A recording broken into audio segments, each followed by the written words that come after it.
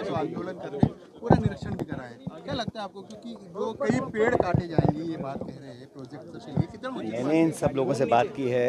बहुत सारे नौजवान बच्चे, बच्चियां, लड़के, school students, college students, NGOs, इन सब का ये मानना है कि हम विकास के विरोध में नहीं हैं, हम डेवलपमेंट के खिलाफ नहीं हैं। हम चाहते निवेश हो, इन्वेस्टमेंट्स हो, और जो सरकार की योजनाएं हैं, चाहे वो होटल बनाने की हैं या कंस्ट्रक्शन करने की हैं, उसके विरोध में कोई नहीं है।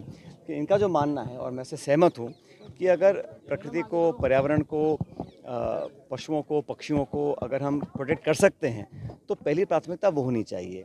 और जो मैं देख के आया हूँ यहाँ पर, यहाँ घने जंगल हैं, अनेकों हज़ारों पेड़ हैं, तो उसका मुझे लगता है कि सरकार को एक नरम रवैया अपनाना चाहिए, संवाद करना चाहिए, जो इनकी आशंकाएं हैं उसको दुरुस्त करके निपटाना चाहिए। और ये जो आज अगर हम इतने सारे पेड़ काटते हैं या कुछ कंस्ट्रक्शन करते हैं, तो हमेशा हमेशा के लिए बीच शहर में जो ये घना जंगल है, जो फेफड़े होते हैं बड़े शहरों के, हर जगह होते हैं, जैसे सेंट्रल पार्क है जयपुर के अंदर, उससे कितनी राहत कितने लोगों को मिलती है, एक देखने को, घूमने को, एक खुला वातावरण मिलता है। तो ये नहीं कह रहे हैं कि यहाँ पे इन्वेस्टमेंट नहीं होना चाहिए या कंस्ट्रक्शन होना चाहिए, लेकिन जिस प्रकार से यहाँ जो अब तक जो प्रपोजल आया है, जो मुझे बताया लोगों ने, यहाँ अनेकों पेड़ों को काट कर यहाँ पे जो पक्षी हैं, पशु हैं, बहुत सारे जो इकोसिस्टम है, जो इकोलॉजी है, वो डिस्टर्ब हो जाएगी। और ये एक बार खो जाए तो दोबारा आपको निर्मित नहीं कर सकते हैं इसको।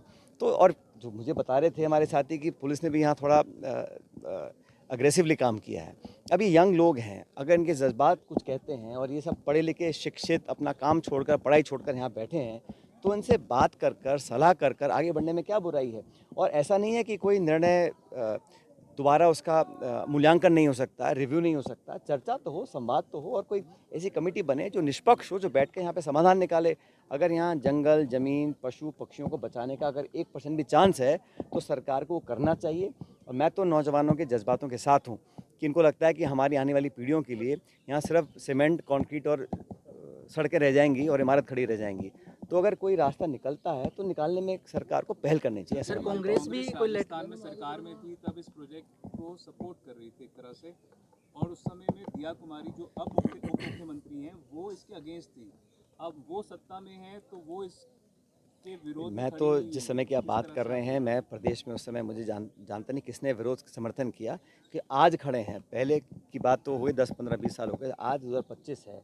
ये में से कई बच्चे शायद दूसरी क्लास में पढ़ते होंगे, आज ये जागरूक हो गए हैं, इनको लगता है कि हमें कुछ बढ़कर करना है।